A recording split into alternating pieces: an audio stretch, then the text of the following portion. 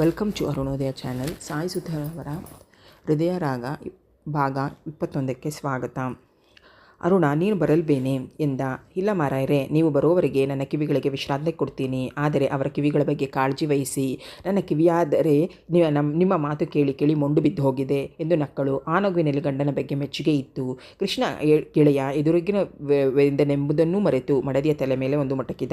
ಇಬ್ಬರು ಮಾರ್ಕೆಟ್ ಕಡೆ ಹೊರಟರು. ಕೃಷ್ಣ ಅಲ್ಲಿನ ಪರಿಚಯವನ್ನು ಮಾಡಿಕೊಡುತ್ತಿದ್ದ. ಚಂದ್ರಮೋಹನ್ ಸುಮ್ಮನೆ ಊಗುಟ್ಟುತ್ತಿದ್ದ. ಅವನ ಮನ ಏನೋ ಯೋಚಿಸುತ್ತಿತ್ತು. ನಮಸ್ತೆ ಡಾಕ್ಟರ್ ಎಂದಾಗ ಚಂದ್ರಮೋಹನ್ ತಟ್ಟನೆ ತಲೆ ಎತ್ತಿದ. ಎದುರಿಗೆ ಹಿಂದೆ ತನ್ನ ಪೇಷಂಟ್ ಶೇಖರ್ ಇದ್ದ. ಇದೇನಯ್ಯ, ನೀನಿಲ್ಲಿದ್ದೀಯಾ ಅಂದ ಆತ್ಮೀಯವಾಗಿ. ಹ್ಞೂ ಸರ್, ಈಗ ಇಲ್ಲೇ ಇದ್ದೇನೆ ಎಂದು ಸಂಕೋಚದಿಂದ ಕೃಷ್ಣ ಶೇಖರನ ಮುಖ ನೋಡೇ ಹೂಯಿಸಿದ. ಅವನ ಏಕಾಂತದಲ್ಲಿ ಚಂದ್ರಮೋಹನ್ ಬಳಿ ಮಾತನಾಡಲು ಇಚ್ಛಿಸುತ್ತಿದ್ದ. ಚಂದ್ರು, ನೀನು ಮಾತಾಡ್ತಾ ಇರು, ನಾನು ಇಲ್ಲೇ ಮೆಡಿಕಲ್ ಶಾಪ್ಗೆ ಹೋಗಿ ಬರ್ತೀನಿ ಎಂದ ಕೃಷ್ಣ. ಸರ್, ನನ್ನ ಗೆಳೆಯರು ಬಂಧುಗಳು ಯಾರಾದರೂ ಅಕಸ್ಮಾತ್ ಕಂಡರೆ ನಾನು ಇಲ್ಲಿರುವ ವಿಷಯವನ್ನು ದಯವಿಟ್ಟು ತಿಳಿಸಬೇಡಿ ಎಂದರು ಶೇಖರ್. ಅವನ ಕಣ್ಣಲ್ಲಿ ನೀರಾಡಿದ್ದನ್ನು ಗಮನಿಸಿದ ಚಂದ್ರಮೋಹನ್ ಮೊದಲೇ ಅವನ ಕಾಯಿಲೆ ಬಗ್ಗೆ ಪೂರ್ಣ ಪರಿಚಯವಿದ್ದು ಅವನ ಮರುಕಗೊಂಡನು. ನಾನು ಮದುವೆಯಾಗೋ ಸುದ್ದಿ ನಿಮಗೆ ತಿಳಿಸೇ ಇದ್ದೆ. ನೀವು ಮೊದಲೇ ಕಾಷನ್ ಕೊಟ್ಟಿದ್ದಿರಿ. ಆದರೆ ಲಕ್ಷ್ಮೀನ ಬೇರೆಯವರಿಗೆ ಒಪ್ಪಿಸೋ ಮನಸ್ಸಾಗಲಿಲ್ಲ.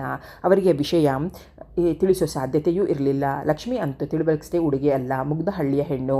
ಇನ್ನು ನಮ್ಮ ಮಾವನ ಸುದ್ದಿನ ಕೇಳಲೇಬೇಡಿ. ಅವನನ್ನು ಮೋಸಪಡಿಸೋದೇನೋ ಕಷ್ಟ ಆಗಲಿಲ್ಲ. ಮದುವೆ ನಿಶ್ಚಯವಾಯಿತು. ಆ ದಿನಾನೂ ಬಂದೇ ಬಿಡ್ತು. ಮದುವೆ ಮಂಟಪದಲ್ಲಿ ಸಾಲಂಕೃತಳಾದ ಲಕ್ಷ್ಮಿಯನ್ನು ಕಂಡೆ. ನನ್ನ ಎದೆಯಲ್ಲಿ ವಿಚಿತ್ರ ವೇದನೆ ತುಂಬಿಕೊಂಡಿತು. ಅವಳ ಮುಗ್ಧ ಕಣ್ಣುಗಳಲ್ಲಿ 100 ಆಸೆಯನ್ನು ಕಂಡೆ. ನಾನು ಎಂತಹ ಅನ್ಯಾಯ ಮಾಡ್ತಾ ಇದ್ದೀನಿ ಎಂದು ನೊಂದೆ. ಕೂಡಲೇ ಲಗ್ನದ ಮಂಟಪದಿಂದ ಎದ್ದೇ ಬಿಟ್ಟೆ. ಏನನ್ನವ ಹೇಳಿ ಹಿಂದುಗಡೆ ಬಂದವನು ಇಂದಿನ ಬಾಗಿಲಿಂದ ಓಡಿದೆ. ಅಷ್ಟರಲ್ಲಿ ಎದುರಾಗಿ ಬಂದ ಲಾರಿ ಹತ್ತಿ ಇಲ್ಲಿಗೆ ಬಂದುಬಿಟ್ಟೆ. ನನಗೆ ಆಗ ನಿರ್ದಿಷ್ಟ ಗುರಿ ಇರಲಿಲ್ಲ. ಅದು ಇನ್ನೆಲ್ಲಾದರೂ ಹೋಗುತ್ತಿದ್ದರೆ ಹೋಗಿಬಿಡ್ತಿದ್ನೇನೋ. ಅದು ಇಲ್ಲಿಗೆ ಬಂತು. ಕೈಯಲ್ಲಿ ಕಾಸಿರಲಿಲ್ಲ. ಇರೋ ವಾಚ್ ಉಂಗುರ ಮಾರಿ ದಿನ ದೂಡಿದೆ. ಕಡೆಗೆ ಇಲ್ಲಿನ ಸಿನಿಮಾ ಟಾಕೀಸ್ನಲ್ಲಿ ಗೇಟ್ ಕೀಪರ್ ಕೆಲಸ ಮಾಡ್ತಾ ಇದ್ದೀನಿ. ಹೇಗೋ ದಿನ ಕಳೆದು ಹೋಗ್ತಾ ಇದೆ. ನನ್ನ ರೋಗ ನಾನಲ್ಲೇ ಸಾಯಬೇಕು. ಇದರಿಂದ ಬೇರೆ ಯಾರಿಗೂ ತೊಂದರೆ ಆಗಬಾರದು ಎಂದ. ಅವನ ಮಾತುಗಳನ್ನು ಕೇಳಿದ ಚಂದ್ರಮೋಹನ್ಗೆ ಅವನೊಬ್ಬ ದೊಡ್ಡ ವ್ಯಕ್ತಿಯಂತೆ ಕಂಡ. ನಿಮ್ಮ ಹತ್ತಿರ ಹೇಳಿದ ಮೇಲೆ ನನಗೆಷ್ಟೋ ಸಮಾಧಾನವಾಯಿತು ಎಂದ ಶೇಖರ್. ಜಗತ್ತೇ ದೊಡ್ಡ ದುಃಖ ಸಾಗರವಾಗಿ ಕಂಡಿತು ಚಂದ್ರಮೋಹನ್ಗೆ. ಅವನು ಸರಿ ಹೋದ ಎಷ್ಟೋ ಹೊತ್ತಿನವರೆಗೂ ಹಾಗೆಯೇ ನಿಂತಿದ್ದ. ಕಡೆಗೆ ಕೃಷ್ಣ ಬಂದು ಅವನ ಭುಜದ ಮೇಲೆ ಕೈ ಹಾಕಿ, ಮುಗಿತೇನಪ್ಪ ನಿಮ್ಮ ಮಾತುಕತೆ ಎಂದ. ಮನೆಗೆ ಹೋಗ್ತಾ ದಾರಿಯಲ್ಲಿ ಸ್ವಲ್ಪ ಮಟ್ಟಿಗೆ ಶೇಖರ್ ವಿಷಯ ತಿಳಿಸಿದ. ಪಾಪ ಎಂದು ನಿಟ್ಟಿಸಿರು ಬಿಟ್ಟ ಕೃಷ್ಣ. ಮರುಕ್ಷಣವೇ ಆ ವಿಷಯವನ್ನು ಮರೆತು ಬಿಟ್ಟ. ಆದರೆ ಚಂದ್ರಮೋಹನ್ ವ್ಯಾಕುಲಚಿತ್ತನಾಗಿ ಯೋಚಿಸುತ್ತಲೇ ಇದ್ದ. ಅರುಣ ಇಬ್ಬರನ್ನು ಬಾಗಿಲಿನಲ್ಲಿ ಎದುರುಗೊಂಡಳು. ರಜಿನ್ ವಿದ್ಯುತ್ತಿನಿಂದ ಅತ್ತು ಬೇಗ ನಿದ್ರಿಸುತ್ತಿದ್ದಳು. ಅರುಣ ಬಡಿಸಿದ ರಸಕವಳವನ್ನು ಇಬ್ಬರು ಗಟ್ಟಿಸಿದರು. ಚಂದ್ರು, ಇನ್ನು ಮಕ್ಕಳು ಕಿಕ್ಕಳು ಇಲ್ವೇನೋ ಎನ್ನುತ್ತಲೇ ಅಡಿಕೆ ಪುಡಿಯನ್ನು ಬಾಯಿಗೆ ಹಾಕಿಕೊಂಡ ಕೃಷ್ಣ. ಇದ್ದಾನೆ ಒಬ್ಬ ಕುಮಾರ ಕಂಠೀರವ. ಲೇ ಅರುಣ, ಬಾರೇ ಇಲ್ಲಿ ಎಂದು ಡಡ್ಬಿಡಿಸಿಕೊಂಡು ಕೂಗಿದ. ಗಂಡನ ಸ್ವಭಾವ ಅರಿತಿದ್ದ ಅರುಣ ಸಾವಕಾಶವೇ ಬಂದಳು. ಒಳ್ಳೆ ಎಮ್ಮೆ ಮೇಲೆ ಮಳೆ ಸುರಿದ ಹಾಗೆ ಬರ್ತಿಯಲ್ಲೇ. ನಮ್ಮ ಚಂದ್ರಿಗೆ ಒಬ್ಬ ಮಗನಿದ್ದಾನಂತೆ. ಹೇಗೋ ನನ್ನ ಮಗಳು ಸ್ವಲ್ಪ ಕಪ್ಪು. ಇವನ ಮಗ ಮನ್ಮಥ ಇದ್ದ ಹಾಗೆ ಇರ್ತಾನೆ. ಹಿಂದೆ ಮುಂದೆ ಯೋಚನೆ ಮಾಡಿದೆ. ಇವತ್ತು ಈಗಲೇ ನಿಶ್ಚಯ ಮಾಡಿಬಿಡೋಣ. ಅರುಣ ಗಂಡನ ಮಾತು ಕೇಳಿ ನಕ್ಕು ಬಿಟ್ಟಲು. ಚಂದ್ರನ ಅಪರೂಪದ ನಗುವು ಸೇರಿತು. ಕೃಷ್ಣ ಬೇಸರದಿಂದ ಹಣೆಗಿಟ್ಟಿಸಿಕೊಳ್ಳುವಂತೆ ನಟಿಸುತ್ತಾ, ನಿನಗೆ ಸ್ವಲ್ಪ ಕೂಡ ಮುಂದಾಲೋಚನೆ ಇಲ್ವಲ್ಲೇ? ನೀನು ಬೆಳ್ಳಿಗೆ ಮುದ್ದು ಮುದ್ದಾಗಿ ಮೊಮ್ಮಕ್ಕಳನ್ನು ಎತ್ತಿ ಮುದ್ದಾಡಬೇಕಂದ್ರೆ ಮಾರಾಯರೆ, ನಿಮ್ಮ ಮಾತಿಗೆ ಕಡಿವಾಣ ಹಾಕಿ ನಿಮ್ಮ ಕರಿಮಗಳನ್ನು ಮದುವೆಗಾಗೋಕೆ ಅವರ ಬಿಳಿ ಮಗ ಒಪ್ಪಿಕೊಳ್ಳಬೇಕಲ್ಲ. ನಿಮ್ಮ ತಮಾಷೆಗೆ ಸ್ವಲ್ಪ ಇತಿಮಿತಿನೂ ಇಲ್ಲ. ಯಾರಾದರೂ ಹೊಸಬರು ಬಂದರೆ ನೀವು ಆಡೋ ರೀತಿ ನೋಡಿ ಸುಲಭವಾಗಿ ತಲೆ ಕೆಟ್ಟಿದೆ ಎಂದು ನಿರ್ಧರಿಸಿ ಬಿಡುತ್ತಾರೆ ಎಂದಳು ಕೋಪದಿಂದ. ಅವಳಿಗೆ ನಿಜವಾಗಿಯೂ ಈಗ ಕೋಪ ಬಂದಿತು. ಗಂಡನ ಸರಸ ಸಂಭಾಷಣೆ ರಸಿಕತೆಯನ್ನು ಕಂಡು ಹೆಮ್ಮೆ ಪಡುತ್ತಿದ್ದರು. ಅತಿಯಾದ ಹುಚ್ಚುಚ್ಚು ಮಾತುಗಳನ್ನು ಕೇಳಿದಾಗ ರೇಗದೆ ಇರ್ತಿರಲಿಲ್ಲ. ನಿನ್ನ ಕೂಗದೆ ತಪ್ಪಾತು, ಹೋಗು ಎಂದ ಕೃಷ್ಣ. ಅರುಣ ಪಕ್ಕನೆ ನಕ್ಕು ಹೊರಟು ಹೋದಳು. ಲೋ ಕೃಷ್ಣ, ಸ್ವಲ್ಪ ಮಾತು ಕಮ್ಮಿ ಮಾಡು. ಅವರಿಗೂ ತಾನೇ ಎಷ್ಟು ಸಹನೆ ಇರೋಕ್ಕಾಗುತ್ತೆ. ನಿನಗೆ ಗೊತ್ತಿಲ್ವೇನೋ ಅಮ್ಮ, ನೀನೇನಾದರೂ ಸ್ವಲ್ಪ ಹೊತ್ತು ಮಾತಾಡದೆ ಹೋದರೆ ಅವಳು ಮಾತಾಡೋಕ್ಕೆ ಪ್ರಾರಂಭಿಸಿಬಿಡ್ತಾಳೆ. ಆಮೇಲೆ ಎದುರು ಮನೆ ಪಕ್ಕದ ಮನೆ ಸಂಪೂರ್ಣವರೆಂದೇನೋ ನಾನು ಕೇಳಬೇಕಾಗುತ್ತೆ. ಸುಮ್ಮನೆದ್ದರೆ ನನ್ನ ಕಡೆ ಗಮನವೇ ಇಲ್ಲ ಅಂತ ಕೋಪಿಸಿಕೊಳ್ತಾಳೆ. ಸರಿ, ಮಾತಾಡಿ ಅವರ ಬಗ್ಗೆ ಸಹಾನುಭೂತಿ ಮಾತನಾಡಿದರೆ ಏಕ್ತಾಳೆ. ಇದರಿಂದ ಪಾರೋಗೋ ಬಗ್ಗೆ ಹೇಗೆ? ಅದಕ್ಕೆ ಅವಳಿಗೆ ಮಾತಾಡೋಕ್ಕೆ ಅವಕಾಶವೇ ಕೊಡಲ್ಲ. ಕೃಷ್ಣನ ವಿಚಿತ್ರವಾದವನ್ನು ಕಂಡು ಚಂದ್ರಮೋಹನ್ಗೆ ನಗು ಬಂದಿತು. ಎಂದಿನಿಂದಲೂ ಆಗ್ರಹಕ್ಕೆ ಹೋಗಬೇಕೆಂದು ಇದ್ದ ದಂಪತಿಗಳು ಚಂದ್ರಮೋಹನ್ ಜೊತೆ ಹೊರಡಲು ನಿರ್ಧರಿಸಿದರು. ಮೊದಲು ಚಂದ್ರಮೋಹನ್ ಒಪ್ಪದಿದ್ದರು. ಅವರ ಬಲವಂತಕ್ಕೆ ಮಣಿದ. ಆಗ್ರಕ್ಕೆ ಬಂದು ಹೋಟೆಲ್ನಲ್ಲಿ ಬಿಡಾರ ಹೂಡಿದ. ತಾಜ್ ಮಹಲನ್ನು ನೋಡಿ ಅದೆಷ್ಟೋ ಬೇಕು ಹಿಂತಿರುಗುವುದರಿಂದ ಅಂದು ವಿಶ್ರಾಂತಿ ಪಡೆದು ಭಾರತೀಯ ಶಿಲ್ಪ ಸೌಂದರ್ಯಕ್ಕೆ ಹೆಸರಾದ ತಾಜ್ ಮಹಲನ್ನು ನೋಡಲು ಹೋದರು. ತಾಜ್ ಮಹಲಿನ ಸುತ್ತ ಪ್ರಾಂಗಣದಲ್ಲಿ ದೇಶೀಯರು ವಿದೇಶಿಯರು ನಾನಾ ಭಾಷೆಯ ನಾನಾ ಸಂಸ್ಕೃತಿಯ ಜನರು ಮೆಚ್ಚುಗೆಯಿಂದ ನೋಡುತ್ತಾ ನಿಂತಿದ್ದರು. 20 ವರ್ಷಗಳು 20,000 ಕೂಲಿಗಳು ತಮ್ಮ ಮೈ ಶಕ್ತಿಯನ್ನು ಚೆಲ್ಲಿ ನಿರ್ಮಿಸಿದ ಜಗತ್ಪ್ರಸಿದ್ಧ ಸುಂದರ ತಾಜ್ ಮಹಲ್ ಶಹಜಹಾನ ಪತ್ನಿಯ ಪ್ರೇಮದ ಅಮರ ಸಂಕೇತ. ಇದಕ್ಕಾಗಿ ಭಂಡಾರದ ಕೋಟಿಗಟ್ಟಲೆ ಹಣವನ್ನು ವ್ಯಯ ಮಾಡಿದ. ಅವನ ಪತ್ನಿ ಪ್ರೇಮ ಎಷ್ಟು ಅಪಾರವಾಗುವುದಕ್ಕೆ ಇದು ಅಮರ ಸಾಕ್ಷಿಯಾಗಿ ನಿಂತಿದೆ. ವಿದೇಶಿಯರು ಶಹಜಹಾನ ಪತ್ನಿ ಪ್ರೇಮವನ್ನು ಬಾಯಿ ತುಂಬ ಪ್ರಶಂಸಿಸಿದ್ದರು. ಚಂದ್ರಮೋಹನ್ ಮನ ಮುದುಡಿತು. ಇಂಥ ಪತ್ನಿ ಪ್ರೇಮದ ಸಾಕಾರ ಮಹಲ್ನ ಬಳಿ ನಿಲ್ಲುವುದಕ್ಕೂ ತನಗೆ ಯೋಗ್ಯತೆ ಇಲ್ಲ ಎಂದು ನಿರ್ಧರಿಸಿದ. ಹಿಂದೆ 2 ಸಲ ಚಂದ್ರಮೋಹನ್ ತಾಜ್ ಮಹಲನ್ನು ನೋಡಿದ. ಆಗ ಯಾವ ವಿಧವಾದ ಅನಿಸಿಕೆಯೂ ಅವನಿಗೆ ಉಂಟಾಗಲಿಲ್ಲ. ಇಂದು ವಿಚಿತ್ರವಾದ ತಳಮಳ ಉಂಟಾಯಿತು. ಇಂತಹ ಭವ್ಯ ಭವನವನ್ನು ನಿರ್ಮಿಸಿದ ಶಹಜಹಾನನು ತನ್ನ ಕೊನೆಯ ದಿನಗಳಲ್ಲಿ ಅತಿ ದುಃಖದಿಂದ ಕಳೆದ. ಆ ದುಃಖದಲ್ಲಿ ಲೋಕೋತ್ತರ ಮಡದಿಯ ನೆನಪು ಅವನಿಗೆ ನೆಮ್ಮದಿಯನ್ನು ತರುತ್ತಿತ್ತು. ಮಗ ತಂದೆ ಶಹಜಹಾನನ್ನು ಅರಮನೆಯಲ್ಲಿ ಒಂಟಿಯಾಗಿ ಬಂಧಿಸಿಟ್ಟಿದ್ದ. ಅದು ಅರಮನೆಯಾದರೂ ಶಹಜಹಾನಿಗೆ ಸೆರೆಮನೆ ಎನಿಯಿತು. ಹಗಲಿರುಳು ಬಹು ದುಃಖದಿಂದ ದಿನಗಳನ್ನು ದೂಡುತ್ತಿದ್ದ. ಆಗ ಅವನಿಗೆ ನೆಮ್ಮದಿ ಕೊಡುತ್ತಿದ್ದು ವಿಷಯವೊಂದೇ. ಸೆರೆಮನೆ ಹೊರ ಮಳಿಗೆಯಲ್ಲಿ ತಾಜ್ ಮಹಲನ್ನು ನೋಡಬಹುದಿತ್ತು. ತನ್ನ ಬಹುವೇಳೆಯನ್ನು ಪ್ರೀತಿಯ ಮಡದಿಯ ಪ್ರತಿರೂಪವಾದ ತಾಜ್ ಮಹಲ್ ನೋಡುತ್ತಲೇ ಕಳೆದೆನ್ನಬಹುದು. ಮುದುಕ ಚಕ್ರವರ್ತಿಯು ಅದನ್ನು ನೋಡಿ ಮಡದಿಯನ್ನು ಕಂಡಂತೆ ಸಂಭ್ರಮ ಪಡೆದ ಬೆಳದಿಂಗಳ ರಾತ್ರಿಗಳು ಕಳೆಯುತ್ತಿದ್ದ. ಚಂದ್ರಮೋಹನ್ ಹಿಡಿದಾದ ನಿಟ್ಟುಸಿರು ಬೆಚ್ಚಲ್ಲಿ ಪ್ರಾಂಗಣದ ಹೊರಗೆ ಬಂದ. ದೂರದಲ್ಲಿ ನಿಂತು ಕೆಲವು ಗಳಿಗೆ ತಾಜ್ ಮಹಲನ್ನು ನಿಂತು ನೋಡಿದ. ಶಹಜಹಾನ್ ಪ್ರೀತಿಯ ಮಡದಿ ಮೂರ್ತಿ ಭವಿಸಿ ನಿಂತಂತೆ ಆಯಿತು. ಆಗ್ರಾದಿಂದ ನೇರವಾಗಿ ಚಂದ್ರಮೋಹನ್ ಬೆಂಗಳೂರಿಗೆ ಹಿಂತಿರುಗಿದ್ದ. ಮಗನ ಸುಳಿವನ್ನು ತಿಳಿಯದೆ ಕಂಗಾಲಾಗಿ ಕುಳಿತಿದ್ದಳು ಸುಭದ್ರಮ್ಮ. ನೆಮ್ಮದಿಯು ಸಿರುಬಿಟ್ಟಳು. ಅವನು ಎಲ್ಲಿಗೆ ಹೋಗಿದ್ದ ಎನ್ನುವುದು ಅವರಿಗೆ ಮುಖ್ಯವಾಗಿರಲಿಲ್ಲ. ಅವನು ಕ್ಷೇಮವಾಗಿ ಹಿಂತಿರುಗಿದ ಎಂದೇ ಅವರಿಗೆ ಸಾಕಾಗಿತ್ತು. ಅಷ್ಟು ಹೊತ್ತಾಗಲೇ ವೆಂಕಣ್ಣನವರು ತಮ್ಮ ಮೈಸೂರಿನಲ್ಲಿ ಬಂದು ನೆಲೆಸಿದ್ದ ಬಗ್ಗೆ ವಿಷಯ ಸಂಗ್ರಹಣೆ ಮಾಡಿಬಿಟ್ಟಿದ್ದರು. ಸುಭದ್ರ, ಜಗನ್ನಾಥ ಮೈಸೂರಿಗೆ ಬಂದೇ ಬಿಟ್ಟಿದ್ದಾನೆ. ನನಗೆ ಯಾರಿಂದಲೂ ಸಮಾಚಾರ ತಿಳಿಯಿತು. ಅದಕ್ಕೆ ಈಗ ಹೊರಟಿರೋದು. ಅವನಿಗಿಂತ ರಕ್ತ ಸಂಬಂಧದ ಬಗ್ಗೆ ಮಮತೆ ಇಲ್ಲದಿದ್ದರೂ ನನಗಿಲ್ವಾ ಎಂಬ ವಾದಾಸರಣೆಯನ್ನು ತಂಗಿಯ ಮುಂದಿಟ್ಟರು. ಸುಭದ್ರಮ್ಮ ಏನೋ ಹೇಳುವ ಸ್ಥಿತಿಯಲ್ಲಿರಲಿಲ್ಲ. ಅವರೀಗಲೇ ಬಹಳ ನೊಂದಿದ್ದರು. ನೀನು ಬರೋ ಹಾಕಿದ್ರೆ ಬಾ, ಜೊತೆಯಲ್ಲಿ ಹೋಗಿ ಬರೋಣ ಎಂದು ತಂಗಿಯನ್ನು ಕರೆದು ನೋಡಿದರು. ಇಲ್ಲಪ್ಪ, ಈಗ ಎಲ್ಲೂ ಬರೋ ಮನಸ್ಸಿಲ್ಲ. ನೀನು ಹೇಗೋ ಹೋಗ್ತೀಯಲ್ಲ, ಒಮ್ಮೆ ಬಂದು ಹೋಗು ಅಂತ ಹೇಳು. ವೆಂಕಣ್ಣನವರಿಗೆ ತಂಗಿಯ ಮಾತಿನಿಂದ ಬೇಸರವಾಯಿತು. ಈ ನಡುವೆ ಅವರು ಅರ್ಧ ಮಗನ ಕೊರಗಿನಲ್ಲೇ ಸವಿಯುತ್ತಿದ್ದರು. ಯಾವುದಾದರೂ ಎಳೆಯ ಮಗುವನ್ನು ಕಂಡರೆ ಆಸೆ ಕಣ್ಣುಗಳಿಂದ ನೋಡುತ್ತಾ ವ್ಯಥೆಪಡುತ್ತಿದ್ದರು. ಮದುವೆ ಮಾಡಲು ವೆಂಕಣ್ಣ ಎಷ್ಟು ತರಾತುರಿ ಮಾಡಿದರೂ ಅವರ ಉತ್ಸಾಹ ತೋರ್ತಿರಲಿಲ್ಲ.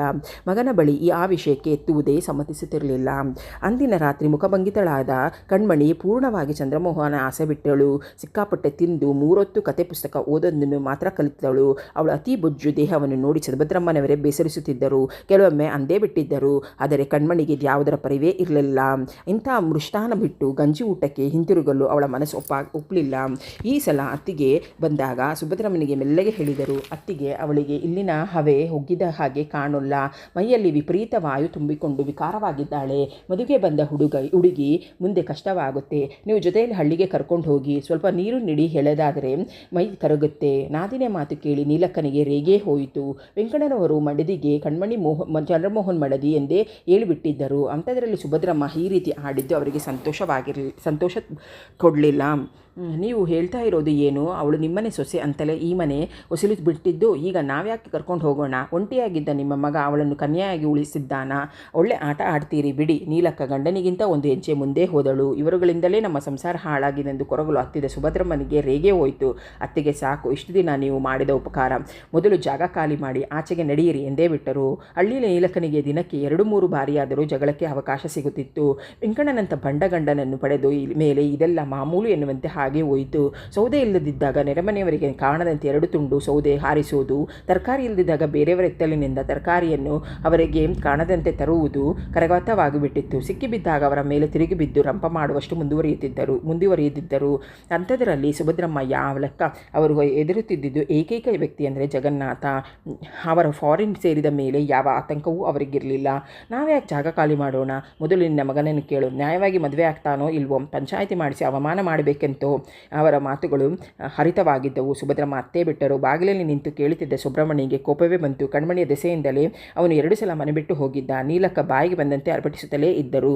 ಅದಕ್ಕೆ ಸರಿಯಾಗಿ ಕಣ್ಮಣಿ ಮುಸಿಮುಸಿ ಅಳಲು ಶುರು ಮಾಡಿದಳು.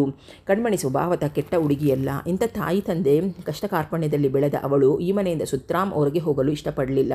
ಅವಳ ಯೌವನಭರಿತ ಶರೀರ ಪುರುಷ ಸಂಪರ್ಕಕ್ಕಾಗಿ ಚಡಪಡಿಸುತ್ತಿತ್ತು. ಸುಂದರ ಚಂದ್ರಮೋಹನನ್ನು ತನ್ನವನಾಗಿ ಮಾಡಿಕೊಳ್ಳಲು ಸತತವಾಗಿ ಪ್ರಯತ್ನಪಟ್ಟಿದ್ದಳು. ಅವನಿಂದ ಪ್ರಬಲ ಪ್ರಬಲವಾದ ನಿರಾಶೆಯನ್ನು ಎದುರಿಸಬೇಕಾಯಿತು. ಸುಬ್ರಹ್ಮಣ್ಯನ ಕೋಪ ತಾರಕಕ್ಕೆ ಏರಿದರೂ ಏನು ಮಾಡಲಾರದೆ ನಿಸ್ಸಹಾಯಕತೆಯಿಂದ ಅಳುತ್ತಿದ್ದ ಸುಭದ್ರಮ್ಮನ್ನು ನೋಡುತ್ತಾ ನಿಂತಿದ್ದ. ಅವನೊಬ್ಬ ಆಳು. ಕಾರಿನ ಶಬ್ದ ಕೇಳಿ ಸುಭದ್ರಮ್ಮ ಕಣ್ಣರಿಸಿಕೊಂಡರು. ಮಗ ಬಂದಿರಬಹುದು. ಸುಬ್ರಹ್ಮಣ್ಯಂ ದಣಿಯನ್ನು ಎದುರುಗೊಳ್ಳಲು ಹೊರಗೆ ಓಡಿದ. ನೀಲಮ್ಮ ಇನ್ನೂ ಸ್ವಲ್ಪ ಅಟ್ಟಹಾಸವಾಗಿಯೇ ಕುಳಿತಿದ್ದರು. ಕಾರಣ ಚಂದ್ರಮೋಹನ್ ಮೊದಲೇ ಬಹಳ ಮೆದು ಮನಸ್ಸಿನ ಹುಡುಗ. ತಮ್ಮ ಹಠಕ್ಕೆ ಜೋರಾಗಿ ಸಾಮಾನ್ಯವಾಗಿ ಬಗ್ಗಬಹುದೆಂದು. ಚಂದ್ರಮೋಹನ್ಗೆ ಬದಲಾಗಿ ಜಗನ್ನಾಥ್ ಬಂದಾಗ ನೀಲಕ್ಕನ ಧ್ವನಿ ಉಡುಗಿ ಹೋಯಿತು. ಇದೇ ಸಂದರ್ಭವೆಂದು ಅರಿತ ಸುಬ್ರಹ್ಮಣ್ಯಂ ಕೋಣೆಯಲ್ಲಿದ್ದ ನೀಲಕ್ಕ ಕಣ್ಮಣಿಯ ಬಟ್ಟೆಗಳನ್ನು ಬ್ಯಾಗಿಗೆ ತುರುಕಿ ಎಲ್ಲಿಂದಲೋ ಒಂದು ಆಟೋ ತಂದೇ ಬಿಟ್ಟ. ಅಮ್ಮ ಬನ್ನಿ, ಆಟೋ ಬಂದಿದೆ. ಶಾರದಮ್ಮನವರು ನಿಮ್ಮನ್ನು ಈಗಲೇ ಕರೆದುಕೊಂಡು ಬಾ ಅಂತ ಹೇಳಿ ಕಳಿಸಿದ್ದಾರೆ ಎಂದವನೇ ಅವರ ಬ್ಯಾಗನ್ನು ಕೊಂಡೊಯ್ದು ಆಟೋದಲ್ಲಿಟ್ಟುಬಿಟ್ಟ. ಹೋಗಿ ಏನೋ ಸಂದರ್ಭವೋ ಸಾಧ್ಯವಾದರೆ ಬಂದು ನೋಡ್ತೀನಿ ಎಂದರು ಜಗನ್ನಾಥ್ ಅತ್ತಿಗೆ ಕಡೆ ನೋಡುತ್ತಾ. ತಾಯಿ ಮಕ್ಕಳಿಬ್ಬರು ಮುಖ ನೋಡುತ್ತಾ ಹೊರಟರು. ಸುಭದ್ರಮ್ಮ ಏನೂ ಹೇಳಲಿಲ್ಲ. ಸದ್ಯ ಈಗಲಾದರೂ ಜ್ಞಾಪಕ್ಕೆ ಬಂತಲ್ಲ ಎಂದು ನೊಂದ ಧ್ವನಿಯಲ್ಲಿ ನುಡಿದರು ಸುಭದ್ರಮ್ಮ. ಇನ್ನೇನು ಮೈಸೂರಿಗೆ ಬಂದುಬಿಟ್ಟಿದ್ದೇನೆ, ಇನ್ನು ಯಾವಾಗ ಬೇಕಾದರೂ ಬರಬಹುದು. ಚಂದ್ರು ಎಷ್ಟೊತ್ತಿಗೆ ಮನೆಗೆ ಬರ್ತಾನೆ ಎಂದು ವಾಚಿನ ಕಡೆ ನೋಡಿದರು. ಬರ್ತಾನೆ, ಕೂತ್ಕೋ, ನಿಂತೇ ಮಾತಾಡ್ತಿದೆಯಲ್ಲ. ಅಕ್ಕನ ಧ್ವನಿಯಲ್ಲಿದ್ದ ಅಸಮಾಧಾನವನ್ನು ಜಗನ್ನಾಥ್ ಗುರುತಿಸಿದ. ಬೇರೊಬ್ಬರ ಅಸಮಾಧಾನಕ್ಕೆ ಸಂಧ್ಯಾಳನ್ನು ಬಲಿ ಕೊಟ್ಟಿದ್ದು. ಇನ್ನು ಯಾರ ಅಸಮಾಧಾನ ಕಟ್ಟಿಕೊಂಡು ನನಗೇನಾಗಬೇಕು? ಈಗ ಕೂತ್ಕೊಳ್ಳೋಕೆ ಆಗೋದಿಲ್ಲ. ಚಂದ್ರಮೋಹನ್ ಆಸ್ಪತ್ರೆಯಲ್ಲಿ ಕಂಡು ಹೇಳಿ ಹೋಗ್ತೀನಿ. ಭಾನುವಾರ ನೀನು ಅವನು ಸೊಸೆ ಮೂವರು ಅಲ್ಲಿರಬೇಕು ಎಂದು ಹೇಳಿದವರೇ ಎಲ್ಲಿ ಚಂದ್ರು ಹೆಂಡ್ತಿ ಎಂದು ಕೇಳಿಯೇ ಬಿಟ್ಟ. ತಾಯಿ ಮನೆಗೆ ಹೋಗಿದ್ದಾಳೆ. ಅಕ್ಕನ ಉತ್ತರದಲ್ಲಿದ್ದ ನಿರುತ್ಸಾಹ ಗಮನಿಸಿದರೂ ಈಗ ಅದೆಲ್ಲ ತಲೆಗೆ ಕೊಡುವ ಮನಸ್ಸಾಗಲಿಲ್ಲ. ಈಗ ಅವರ ಜೀವನದ ಕೇಂದ್ರ ವ್ಯಕ್ತಿ ಪ್ರಭಾ. ಅವಳನ್ನು ಬಿಟ್ಟು ಮಿಕ್ಕ ವಿಷಯಗಳೆಲ್ಲ ಅವರಿಗೆ ಗೌಣ. ಊಟ ಮಾಡ್ಕೊಂಡು ಹೋಗ್ಬೋದಿತ್ತಲ್ಲ ಅಂದರು ಸುಭದ್ರಮ್ಮ. ಅಂದಾಗೆ ವೆಂಕಣ್ಣ ಬಂದಿದ್ದಂತಲ್ಲ? ಬಂದಿದ್ದಂತೆ. ನಾವು ಯಾರೂ ಮನೆಯಲ್ಲಿರಲಿಲ್ಲ. ಅಲ್ಲಿ ಈಗಾಗಲೇ ವಿಷಯಗಳು ತಲುಪಿರಬೇಕು. ನೀನು ನಿನ್ನ ಸೋದರ ಸೊಸೆಯನ್ನಾದರೂ ನೋಡೋಕ್ಕೆ ಭಾನುವಾರ ಬಾ. ಹೇಗಿದ್ದಾಳೆ ಗೊತ್ತಾ ನನ್ನ ಮಗಳು? ಅವರ ಒಬ್ಬುಗಳು ಮೇಲೇರಿದವು. ಮುಖ ಮೂರದಷ್ಟಾಯಿತು. ಸರಿ, ಈಗ ಊಟವೇನೂ ಬೇಡ, ಚಂದ್ರನ ನೋಡ್ಕೊಂಡು ಹೋಗಿಬಿಡ್ತೀನಿ ಎಂದವರೇ ಪುನಃ ಹೊರಟು ಬಿಟ್ಟರು. ಸುಭದ್ರಮ್ಮನಿಗೆ ಬಹಳ ಬೇಸರವಾಯಿತು. ಅಪರೂಪಕ್ಕೊಮ್ಮೆ ಬಂದ ತಮ್ಮ ಒಂದು ಲೋಟ ನೀರು ಸಹ ಕುಡಿದೇ ಹೋದ್ನಲ್ಲ. ಅವನಿಗೆ ಮಗಳ ಮೇಲೆ ಅಷ್ಟು ಅಕ್ಕರೆ ಇದೆ ಅನ್ನೋದು ಅವನ ಮಾತಿನಿಂದಲೇ ತಿಳಿಯುತ್ತೆ. ಅದಕ್ಕೆ ವೆಂಕಣ್ಣ ನಿರಾಶೆಗೊಂಡು ನಿಂತಿರುಗಿದ್ದ. ಅವನಿಗೆ ಮಕ್ಕಳು ಮರಿ ಇಲ್ಲ. ಹೇಗಾದರೂ ಹತ್ತು ಕರೆದು ಕಡೆ ಇಬ್ಬರು ಹೆಣ್ಣು ಮಕ್ಕಳನ್ನು ಅಲ್ಲಿಯೇ ಬಿಟ್ಟು ಆಸ್ತಿಯನ್ನು ಕಬಳಿಸುವ ಪಿತ್ತೂರಿಗೆ ಕತ್ತರಿ ಪ್ರಯೋಗವಾಗಿತ್ತು. ಮೊದಲೇ ಅಣ್ಣನ ಸಂಸಾರವೆಂದರೆ ಜಗನ್ನಾಥಿಗೆ ಅತ್ಯಂತ ನಿಷ್ಪಿಷ್ಟ. ಇನ್ನು ಏಕೆ ಈಗ ಕೇಳಬೇಕೆ? ಅವನಲ್ಲಿದ್ದ ಒಂದೇ ಒಂದು ದೌರ್ಭಾಗ್ಯ ಮಕ್ಕಳಿಲ್ಲದಿದ್ದು. ಈಗ ಅದು ಕೂಡ ತುಂಬಿದೆ. ಇನ್ನು ಅವನನ್ನು ಹಿಡಿಯೋರು ಯಾರು? ಇನ್ನು ಅಪ್ಪಿತಪ್ಪಿ ಸಹ ಅಣ್ಣನ ಸಂಸಾರವನ್ನು ಹತ್ತಿರಕ್ಕೆ ಸೇರಿಸಲಾರ. ಹೇಗೋ ತಮ್ಮ ಬಂದಿದ್ದು ಅವರಿಗೆ ಸಂತೋಷದ ವಿಷಯವೇ ಆಯಿತು. ಹಠಮಾರಿ ನೀಲಕ್ಕ ಮಗಳೊಂದಿಗೆ ನಡೆದೇ ಬಿಟ್ಟರು. ಇಲ್ಲದಿದ್ದರೆ ಇನ್ನಷ್ಟು ಪಂಚಾಯಿತಿ ಮಾಡುತ್ತಿದ್ದಳೋ ಏನೋ. ಮೊದಲೇ ನೊಂದ ಚಂದ್ರಮೋಹನ್ ಇನ್ನಷ್ಟು ನೊಂದಿಕೊಳ್ಳುತ್ತಿದ್ದ. ಒಟ್ಟಿನಲ್ಲಿ ಪೀಡೆ ಪರಿಹಾರವಾಯಿತು. ಪ್ರಭಾಳಿಗೆ ನನ್ನಿಂದ ಆದ ಅನ್ಯಾಯ ಜಗನ್ನಾಥನ ಕಿವಿ ಮುಟ್ಟಿದರೆ ದೇವರೇ ಗತಿ.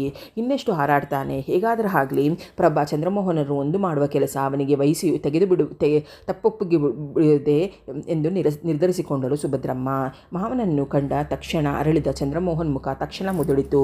ಭಾರದ ನಗುವನ್ನು ಮುಖದ ಮೇಲೆ ತಂದುಕೊಂಡ. ಅಲ್ವೋ ಮಾರಾಯ, ಹೇಳದೆ ಕೇಳೆ ಹಿಂತಿರುಗಿ ಬಿಡೋದೆ. ಅಂತಹ ಸಮಯದಲ್ಲಿ ನಿನ್ನ ಸಹಾನುಭೂತಿ ಅವಶ್ಯಕತೆ ಅಂತ ತಾನೇ ನಿನ್ನ ಕರೆಸಿದ್ದು. ಒಟ್ಟಿನಲ್ಲಿ ನನ್ನ ಪ್ರಭಾ ಮನದ ದುಗುಡವನ್ನು ಹತ್ತು ಕಡಿಮೆ ಮಾಡಿಕೊಂಡ್ಲು. ಹೇಗೋ ನಿನ್ನಿಂದ ಸಹಾಯವೇ ಆಯಿತು. ಆಗ ನಿನ್ನ ಬಗ್ಗೆ ಯೋಚಿಸೋಕೆ ನನಗೆ ಆಗಲಿಲ್ಲ. ಆಮೇಲೆ ಒಂದು ಸಲ ಆಸ್ಪತ್ರೆಗೆ ಟ್ರಂಕಾಲ್ ಮಾಡಿದೆ. ನೀನು ಲೀವ್ನಲ್ಲಿ ಇದ್ದೆ ಅಂತ ವಿಷಯ ತಿಳಿಯಿತು. ಊರಿನಲ್ಲಿ ಇಲ್ಲದ ವಿಷಯ ತಿಳಿಯಿತು. ನಿನ್ನೆ ಪುನಃ ಟ್ರಂಕಾಲ್ ಮಾಡಿದಾಗ ನೀನು ಬಂದಿರೋ ಸಮಾಚಾರ ತಿಳಿಯಿತು. ಅದಕ್ಕೆ ಕೂಡಲೇ ಬಂದುಬಿಟ್ಟೆ ಎಂದರು ಜಗನ್ನಾಥ್. ಒಂದು ಸಲ ಹೇಳಿ ಮುಗಿಸಿಬಿಟ್ಟರು. ಚಂದ್ರಮೋಹನ್ಗೆ ಏನು ಮಾತಾಡಬೇಕು ಅಂತ ಗೊತ್ತೇ ಆಗಲಿಲ್ಲ. ಸುಮ್ಮನೆ ನಿಂತ. ನಿನ್ನ ಡ್ಯೂಟಿ ಮುಗೀತಾ? ಬಾ ಹೋಗೋಣ ಎಂದು ಕೈಯಿಂದ ಅವನ ಬೆನ್ನನ್ನು ಬೆಳೆಸಿ ಹೊರಗೆ ಕರೆದೊಯ್ದರು. ಚಂದ್ರು, ಮನೆಗೆ ಹೋಗಿದ್ದೆ. ನಿಮ್ಮಮ್ಮನಿಗೂ ಹೇಳಿದ್ದೇನೆ. ನೀನು ಅಕ್ಕರ ಭಾನುವಾರ ಮೈಸೂರಿಗೆ ಬರಬೇಕು. ನೀನೊಬ್ಬನೇ ಬರಕೂಡ್ದು. ಹೆಂಡತಿ ಜೊತೆ ಬರಬೇಕು. ತವರು ಮನೆಯಲ್ಲಿರುವ ವಿಷಯ ಅಕ್ಕನಿಂದ ತಿಳಿತು. ಹೋಗಿ ಕರ್ಕೊಂಡು ಬಾ. ಬಿಡುವಿದ್ದರೆ ಈಗಲೇ ಹೋಗಿ ನೋಡಿ ಬರಬಹುದಾಯಿತು. ಪ್ರಭಾ ನನ್ನ ಸರಿಯಾಗಿ ಚೇತರಿಸಿಕೊಂಡಿರಲಿಲ್ಲ. ಅವಳನ್ನು ಬಿಟ್ಟು ಕ್ಷಣಕಾಲ ಇರೋದು ನನಗೆ ತುಂಬ ಕಷ್ಟ ಎಂದವರು ನಿಟ್ಟಿಸಿರು ಬಿಟ್ಟರು. ಆ ಮಗು ಈ ಪಾಪಿ ತಂದೆ ಮಾಡಿದ ತಪ್ಪಿಗಾಗಿ ಶಿಕ್ಷೆ ಅನುಭವಿಸ್ತಾ ಇದೆ. ಆ ವಿವೇಕಿ ನನ್ನ ಕೈಗೆ ಸಿಗಬೇಕು. ಮೂಳೆ ಪುಡಿ ಮಾಡಿಬಿಡ್ತೇನೆ. ನಮ್ಮ ಪ್ರಭಾ ಅಂತ ಹುಡುಗಿನ ಇಷ್ಟು ನೋಯಿಸೋಕ್ಕೆ ಹೇಗೆ ಮನಸ್ಸು ಬಂತು? ಅವನ ಮನುಷ್ಯನ? ಚಂದ್ರಮೋಹನ್ ತಟ್ಟನೆ ಹೇಳಿದ. ಖಂಡಿತ ಇಲ್ಲ ಚಂದ್ರು, ನಿನಗೆ ಮದುವೆ ಆಗಿದ್ದರೆ ಬೇಡ. ಅದೆಲ್ಲ ಕಲ್ಪನೆ ಮಾಡಿಕೊಳ್ಳೋದೂ ಬೇಡ. ಖಂಡಿತ ಭಾನುವಾರ ಬರಬೇಕು. ನಿಮ್ಮತ್ತೆ ನೀನು ನನಗೆ ಹಾಗೆ ಬಂದಿದ್ದಕ್ಕೆ ಬೇಸರ ಮಾಡಿಕೊಂಡಿದ್ದಾಳೆ. ಚಂದ್ರಮೋಹನ ಗಂಟಲು ಹಿಡಿಯಿತು. ಅವನು ಆಡಬೇಕೆಂದಿದ್ದ ಮಾತುಗಳನ್ನು ಒಳಗೆ ಉಳಿದವು. ಬಹಳ ಸಾಹಸಪಟ್ಟು ಹೇಳಿದ, ಮಾವ, ಕರೆದು ಅವಮರ್ಯಾದೆ ಮಾಡೋದು ಬೇಡ, ನಾನು ಹೀಗೂ ಬರೋದು ಬೇಡ. ಅವನ ಮಾತಿಗೆ ಅವರಿಗೆ ಒಗಟಿನಂತೆ ತೋರಿತು. ಅವರಿಗೆ ಸೋದರಳಿಯನ ಮೇಲಿದ್ದ ಅತಿಯಾದ ಅಭಿಮಾನ ಬೇರೇನೇ ಊಹಿಸಿಕೊಳ್ಳಲಾರದೆ ಹೋಯಿತು. ಸುಮ್ಮನೆ ಏನೇನೋ ಮಾತಾಡಬೇಡ, ಖಂಡಿತ ಭಾನುವಾರ ಬರಲೇಬೇಕು ಎಂದು ಅವನ ಭುಜದ ಮೇಲೆ ಕೈ ಹಾಕಿ ಹೇಳಿದರು. ಚಂದ್ರಮೋಹನ್ ಬರುವುದಾಗಿ ತಲೆ ಆಡಿಸಿದ. ಇನ್ನು ಹೆಚ್ಚು ಹೊತ್ತು ಉಳಿಯುವ ಮನಸ್ಸು ಜಗನ್ನಾಥಗೆ ಅರಲಿರಲಿಲ್ಲ. ಚಂದ್ರಮೋಹನ್ನಿಂದ ಬೀಳ್ಕೊಂಡು ಕಾರು ಹತ್ತಿದರು. ಕಾರು ಮೈಸೂರಿನ ದಾರಿ ಹಿಡಿತು. ಪ್ರಬಾಳ ಮುಗ್ಧ ಸುಂದರ ಸ್ವರೂಪ ಅವನ ಕಣ್ಮುಂದೆ ಒಂದು ತೇಲಿ ಹೋಯಿತು. ಅಂದು ಚಂದ್ರಮೋಹನ್ ನೋಡಿದ ಕೂಡಲೇ ಹರಿದ ಪ್ರಬಾಳ ದುಃಖದ ಪ್ರವಾಹ ಸಂಜೆಯವರೆಗೂ ಕಡಿಮೆ ಆಗಿರಲಿಲ್ಲ. ಜಗನ್ನಾಥ್ ಹೋಗಿ ಮಗಳ ಪಕ್ಕದಲ್ಲಿ ಕುಳಿತು, ಅಮ್ಮ, ಸಮಾಧಾನ ಮಾಡ್ಕೋಮ್ಮ, ನಾನು ಬಹಳ ದೊಡ್ಡ ತಪ್ಪು ಮಾಡಿಬಿಟ್ಟಿದ್ದೇನೆ. ದೊಡ್ಡ ಮನಸ್ಸು ಮಾಡಿ ಕ್ಷಮಿಸಿ ನನಗೆ ತಂದೆ ಸ್ಥಾನ ಕೊಡಮ್ಮ ಎಂದು ತಮ್ಮ ಹೃದಯದ ವೇದನೆಯೆಲ್ಲ ಮಗಳ ಮುಂದೆ ಹೇಳಿಕೊಂಡರು.